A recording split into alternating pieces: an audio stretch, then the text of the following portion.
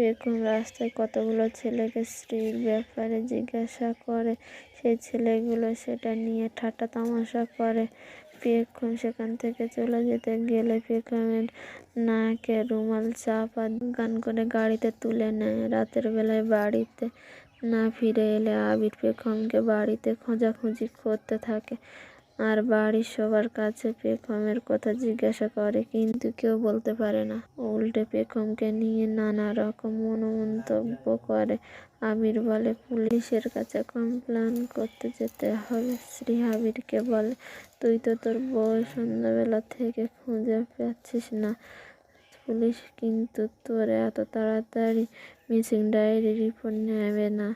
আবির বলে, পুলিশ কেন, যা করার আমার করতে হবে। সেখান থেকে চলে যায়। অন্যদিকে ছেলেগুলো পেখমকে পাবে নিয়ে আসে। তার মধ্যে একটা ছেলে শ্রীকে ফোন করে।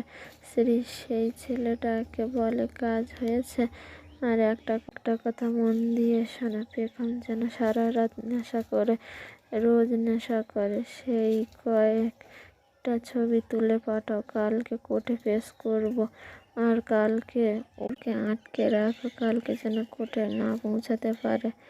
পরে এই বলে ফোনটা রেখে দেয়। পেখমের জ্ঞান ফিরে এলে পেখম বলে, আমি এখানে কেন? আর সেই ছেলে যে স্ত্রীর সাথে কথা বলছিল পেখমের, সেই কথাগুলো অস্পষ্ট শুনতে পায়। আর টেবিলে ফোন দেখে আমাকে যে খবরেই হোক আবিরকে জানাতেই হবে। এদিকে আবির পেখমকে খুঁজে না পেয়ে অস্থির হয়ে পড়ে। তখন এর দিকে আবিরের চোখ যায়। সেখানে অস্পষ্ট লেখা দেখতে পায়। সেটা পেন্সিল দিয়ে ঘষে আর লেখাটা স্পষ্ট বোঝা যায়। তখন আবির ভাবে, পেখম কি তাহলে এই ঠিকানায় গেছে? এই বলে আবির সেখান থেকে চলে যায়। ওদিকে পেখম পাব থেকে সাইডে চলে আসে। আপন মনে বলে, কোনোভাবে পালানোর চান্স আমাকে যে করে হোক আবিরের সাথে যোগাযোগ করতেই হবে।